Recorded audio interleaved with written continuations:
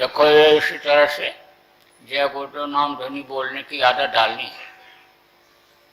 कोई भी काम आपको शुरू करना हो तो नहीं समय है बैठकर बोलने की, तो ऐसे जय गुरुदेव ध्वनि बोलते बोलते ही काम को शुरू कर दो।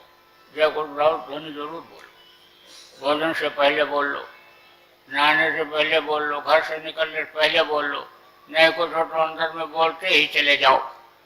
और जिन घर में तकलीफ रहती है, बीमारियां रहती हैं, उन घर में तो जय गुरुदेव नाम की ध्वनि बोलना बहुत जरूरी है।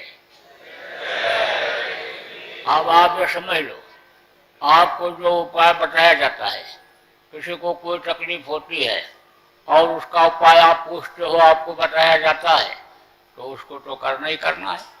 लेकिन ये जय गुरुदेव नाम की ध्वनि तो निश्चित रूप से आपको बोलना है। सोने से पहले जय गुरुदेव नाम बोलते बोलते सो जाओ। आप सुमन ध्यान भजन भी करो और जय गुरुदेव नाम की ध्वनि भी बोलो। जो नामदानी नहीं है, आपके मिलने जुलने वाले हैं, सबको बता दो कि जय गुरुदेव नाम की ध्वनि आप बोलो और कुछ दिन बोलो, देखो आपको क्या लगता है, कैसा लगता है, क्या है, आप खुद महसूस करो। फिर तो आपको ही खोजने लग जाएंगे। जब लोगों को सुकून मिलेगा, शांति मिलेगी, फायदा होगा, तकलीफ में आराम मिलेगा, बोलेंगे ही। इस समय पर जय गुरुदेव नाम की ध्वनि बोलवाना लोगों के लिए बहुत जरूरी है। अब आप जब आदत डालोगे तभी तो दूसरों को बुलवा पाओगे, और नहीं आप जब शर्म खाओगे बोलने में तो दूसरे से क्या कैसे पाओगे। इसलिए आने समझ लो, कोई भी आने काम जो हो, आदेश जिस चीज का हो जो अपने और लोगों के फायदे के लिए हो, तो उसको तुरंत लागू करना चाहिए। उसमें कोई संकोच नहीं करना चाहिए। संत मत यही सिखाता है कि भाई जब सेवा करो, चाहे अपने आत्मा की सेवा करो, अपने शरीर की सेवा करो, या दूसरों की आत्मा दूसरों शरीर की सेवा के लिए काम करो, तो उसमें शर्म को बिल्कुल खत्म कर दो। कितने ऊंचे वहदे पर थे वो राज शालिग्राम। अंग्रेज उस जगह को हिंदुस्तानियों को देते ही नहीं थे, अपने पास ही रखते थे। लेकिन उनको वो डिग्री मिली हुई थी। शिष्य किसके थे? वो राधा स्वामी, आगरा में जिनका मंदिर बना हुआ है। तो यमुना से उनके नहाने के लिए रोज पानी भरने के लिए जाते थे। 2-3 किलोमीटर कम से कम वहां से होगा, तो वहां रोज जाते थे। तो सुबह सुबह जाएं और पानी भर के ला के रख दें और फ्री हो जाएं, तो फिर अपना और दैनिक काम करें। तो गांव वाले ने देखा तो कहा, अरे ये तो शालिग्राम जा रहा है। यह रात को इसलिए आता है, रात को कि कोई देख न ले कि ये जो है बाबा के लिए यानी पानी भरने के लिए आता है यहाँ पर। किसी ने कह दिया तो सुन लिया।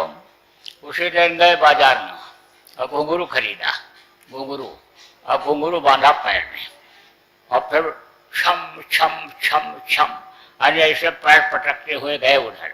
तो जहाँ गांव में लोग कहे थे कि ये चुपके से आता है अंधेरे में, वहां जोर जोर से चिल्ला के बोले, अरे देखो अपने मुर्शिद के लिए, अपने गुरु के लिए पानी भरने के लिए यह राय शालिग्राम जा रहा है, यह शालिग्राम राय जा रहा है।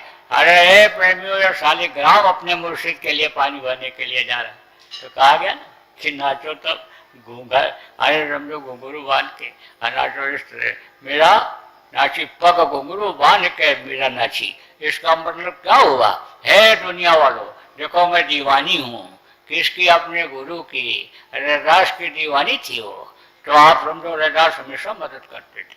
और राणा ने जब आने समझ लो जहर का, आने समझ लो कि प्याला आने जब भेजा पीने के लिए, तो समझ लो गुरु तो उसको पहले पी गए। आने आप समझो कि जहर पीने के बाद और इस शरीर के अंदर जहर जाने के बाद यानी आप ये समझो कि यह शरीर कैसे जिंदा रह सकता है। जहर का काम क्या होता है? इस सिस्टम को बिगाड़ देना, इस मशीन को बिगाड़ देना। आने समझो कि जैसे आने समझ लो कि मोटा छर्रा यानी मोटी चीज, कोई लोहा या कोई पत्थर जब तेज आटा चक्की में पड़ जाता है तो उसके सिस्टम को बिगाड़ देता है, उसके दांतों को तोड़ देता है। ऐसे ही ये सिस्टम को बिगाड़ देता है जहर जाने के बाद। लेकिन वो जहर अंदर गया होता तो वो मरती, उसको तो पहले ही गुरु पी लिए। तो अब आप ये समझो है कि फिर जब इस तरह से उसने दया का अनुभव किया, तब वो अपने गुरु की बड़ाई करने लगे, गुरु का वर्णन करने लगे। और फिर आने समझ लो, जब इस तरह से लोगों ने देखा कि एक रानी और ये नाच रही है और मस्त है, तब और बहुत से लोग उसको देख करके अनिरुद्ध दास के पास पहुंच गए और उनसे दीक्षा लिए। तो अब आप ये समझो कि कहा गया कि नाचो तब यानी घूंघट नहीं, पर्दा नहीं होना है, खोल के नाचो। तो अब इस वक्त पर तो अन्य समझ लो कि गुरु के मिशन के लिए वही नाचने वाला हाल है इस समय पर। तो बोलो जय गुरुदेव।